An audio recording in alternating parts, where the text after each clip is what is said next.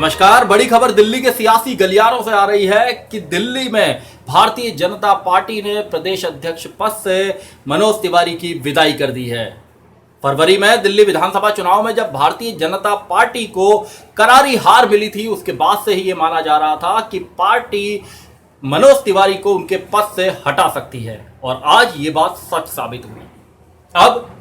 इसके पीछे सियासी समीकरण क्या है, क्योंकि बहुत सारे नेता दिल्ली के अंदर ऐसे थे जो प्रदेश अध्यक्ष पद की दौड़ में थे, लेकिन भारतीय जनता पार्टी ने दिल्ली में महापौर रहे आदेश कुमार गुप्ता को दिल्ली का नया प्रदेश अध्यक्ष बनाया है। अब इसके पीछे जो सियासत है उसे समझना जरूरी है। सियासत साफ है। दिल्ली के बारे में जो मेरी राजनीतिक समझ है वो इस बात को कहती है कि दिल्ली के अंदर भारतीय जनता पार्टी ने अपने पुराने वोट बैंक को, यानी कि जो उसका परंपरागत वोट बैंक माना जाता है, जिसको माना जाता है कि ये वोट बैंक इस वर्ग के मतदाता हमेशा भारतीय जनता पार्टी का साथ कम से कम दिल्ली में देते रहे हैं, ऐसे वोट बैंक को या ऐसे समुदाय को भारतीय जनता पार्टी हाथों से जाने नहीं देना चाहती। उन्हें उचित सियासी उनका प्रतिनिधित्व देना चाहती है और इसीलिए दिल्ली में आदेश कुमार गुप्ता को, जो वैश्य समुदाय से आते हैं, उन्हें प्रदेश अध्यक्ष की कुर्सी सौंपी गई है। दिल्ली के अंदर वैश्य आबादी बहुत बड़ी संख्या में है, पंजाबी आबादी बहुत बड़ी संख्या में है और ये दो कम्युनिटीज ऐसी हैं जो दिल्ली का जो शहरी इलाका है, उस शहरी इलाके में बहुत सारी सीटों पर बहुत बड़ा सियासी प्रभाव ये दोनों कम्युनिटीज रखती हैं।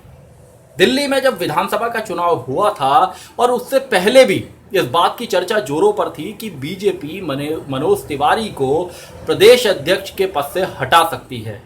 लेकिन तब यह कहा गया कि अगर मनोज तिवारी को प्रदेश अध्यक्ष के पद से हटाया जाएगा तो उसका सीधा जो मैसेज जाएगा वो ये जाएगा कि पूर्वांचल के लोगों के हाथ से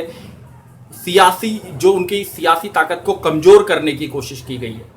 ऐसे में बीजेपी ये जोखिम नहीं ले सकती थी और उसको भरोसा था कि मनोज तिवारी के नाम पर उत्तर प्रदेश और बिहार के जो पूर्वांचल के विशेषकर मतदाता हैं वो भारतीय जनता पार्टी का साथ देंगे। लेकिन अगर आप चुनाव परिणाम को देखेंगे तो साफ होगा कि दिल्ली के मतदाताओं ने आम आदमी पार्टी के नेतृत्व में अपना विश्वास जताया और भारतीय जनता पार्टी ने जिस आक्रामक ढंग से दिल्ली में शाहीन बाग में जो नागरिकता संशोधन कानून के खिलाफ आंदोलन था उसे भी चुनावी मुद्दा बनाया था और साफ दिल्ली में बीजेपी के बड़े नेताओं की ओर से कहा गया कि कौन शाहीन बाग के समर्थन में है और कौन पक्ष में, एक लकीर खींची गई और उस समय माना गया कि क्या बीजेपी को इसका सियासी फायदा मिलेगा, लेकिन चुनाव परिणामों ने बता दिया कि बीजेपी को इसका सियासी फायदा नहीं मिला। उसके बाद भारतीय जनता पार्टी ने जब दिल्ली में नेता प्रतिपक्ष या बीजेपी के जो विधायक दल के नेता हैं, जब उनके चयन की बारी आई तो उसमें भी दिल्ली के ही माने जाने वाले जाट और गुर्जर कम्युनिटीज़ के लोगों को में से गुर्जर कम्युनिटी के रामवीर सिंह बिधूड़ी, जो पुराने नेता हैं भारतीय जनता पार्टी के, उन पर अपना दांव लगाया, उन्हें अपना नेता बनाया।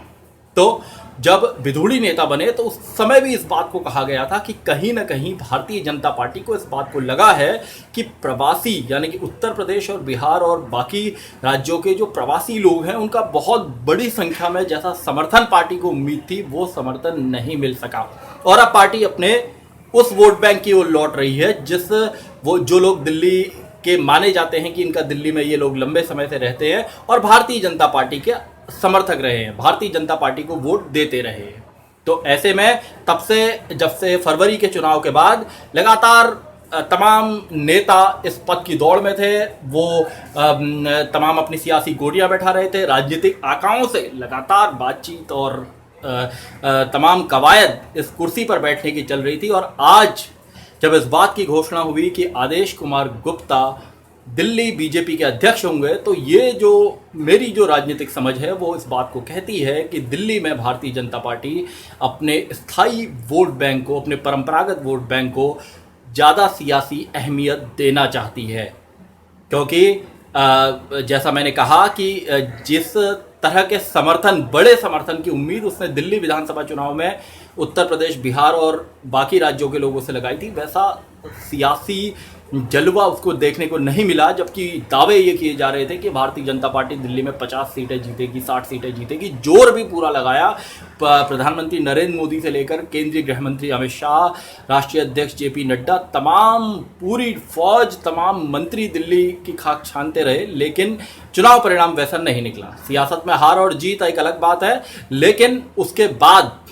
जो सियासी तैयारी है भारतीय जनता पार्टी ने, उसने आगाज आज किया है और नए प्रदेश अध्यक्ष का चुनाव किया है। और देखना यह होगा कि आदेश कुमार गुप्ता वैश्य समुदाय के साथ ही बाकी कम्युनिटीज को भी कितना अपने साथ जोड़े रख पाते हैं, और क्या पूर्वांचल समुदाय में मनोज तिवारी को हटाए जाने की क्या कोई प्रतिक्रिया होती है, इस पर भी हमारी नजर बनी रहेगी।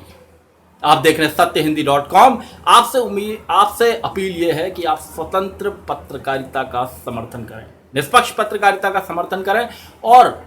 हमारे डिस्क्रिप्शन में एक लिंक है, उस लिंक पर क्लिक करके आप हमें पेटीएम, आप हमें भुगतान कर सकते हैं।